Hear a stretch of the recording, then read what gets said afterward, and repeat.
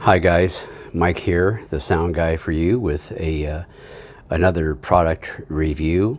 And this time I have the Panasonic Lumix Fz300 bridge camera. And this is a camera that I've had probably, just a little less than 2 months or so. And I've been using it quite a lot. It's got a pretty good size zoom range, 25 to 600 millimeters, and it's got a lot of features with it.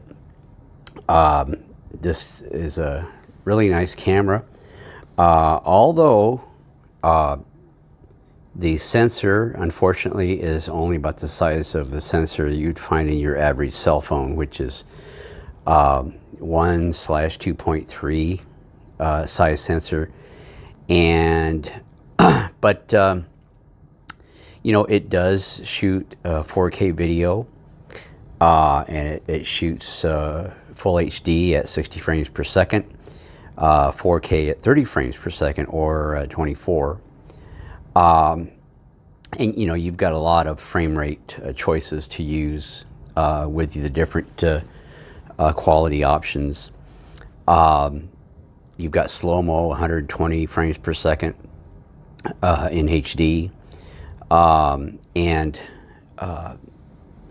as I mentioned, you know, it has a 25 to 600 millimeter zoom range, which is the reason I bought this camera, because although the sensor is smaller, it has a longer zoom range than my other Lumix camera, which is the FZ1000, which I own. And actually this is the FZ1000 is actually my main camera, and it's got a lot of neat features. It also has 4K video, but the zoom range is only 25 to 400 millimeters. But the nice thing about the FZ1000 is it does have a 1-inch sensor, as opposed to the 1/2.3 sensor on the FZ300. But as I mentioned, the difference, of course, is the zoom range. And I wanted a camera that that had a zoom range of at least 600 millimeters. I have shown some interest in the RX10 Mark IV, which also has 600 millimeter zoom on it. And however, that one also, like the FZ1000, has a 1-inch sensor. But I wanted to just have a camera that wasn't going to cost a whole lot of money. I bought this particular camera here, the FZ300, for I think I paid about $370 for it on eBay, and that is a really reasonable price. But like I said, you know, the reason it is doesn't cost that much money is because the sensor is smaller. It does have a touch screen, which works very well. The screen is articulating, just like the FZ1000. You know, you can zoom it, you could tilt it around, and you can use it to get selfies if you want to, or just tilt it at different angles, you know, if you're having a hard shot that you want to do. It does have time lapse. It has HDR.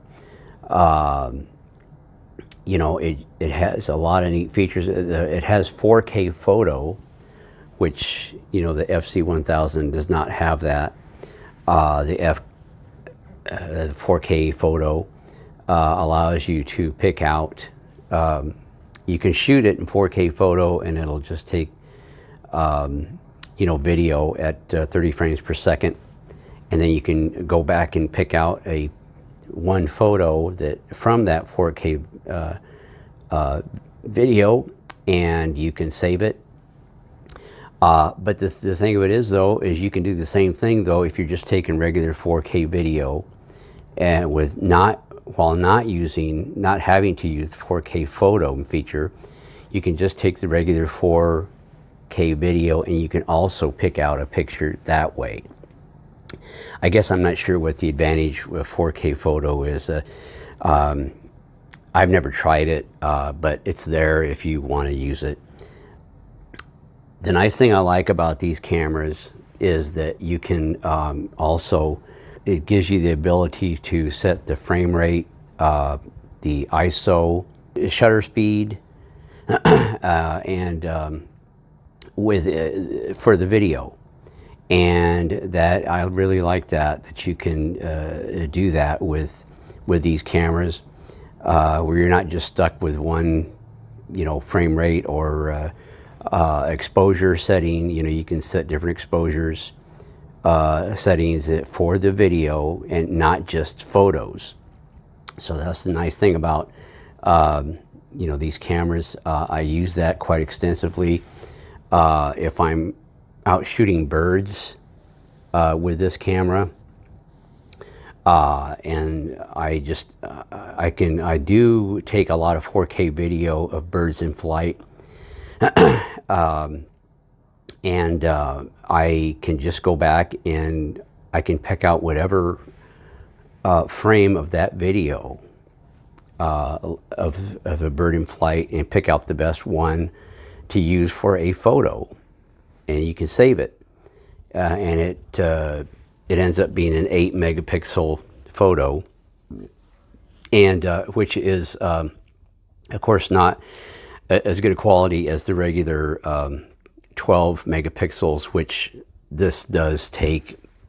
That's the regular photo resolution is 12 megapixels, but the 8 megapixel from the 4K is not bad looking either, and I do that a lot with my FZ1000. Have been doing it a lot. But like I said, the reason I bought this is because I wanted to have a camera that would reach up to 600 millimeters, and I can get past 400 millimeters with the FZ1000 if I use the clear zoom feature, which what it does, of course, it zooms in on the pixels, but it does a really good job of it. I don't use the digital zoom because digital zoom, it zooms in more, like past the clear zoom, and when it does that, the quality of the video it doesn't look very good at all. So I don't even use that. This also has clear zoom with it, or iZoom, or whatever they call that. And I do use that. The quality of this, though, with the clear zoom is not as good as it is with the FZ1000. Of course, that's because the sensor is larger on the FZ1000. But I've been interjecting some photos that I've been taking with the Fz300, just so you can see the quality of the pictures and the video, which is not bad. It doesn't compare to a camera with a 1-inch sensor or a micro four thirds or full frame. It doesn't compare to that. But for just having a camera to take photos, if you want a camera that has a lens that has a lot of reach to it, this is the one to do it.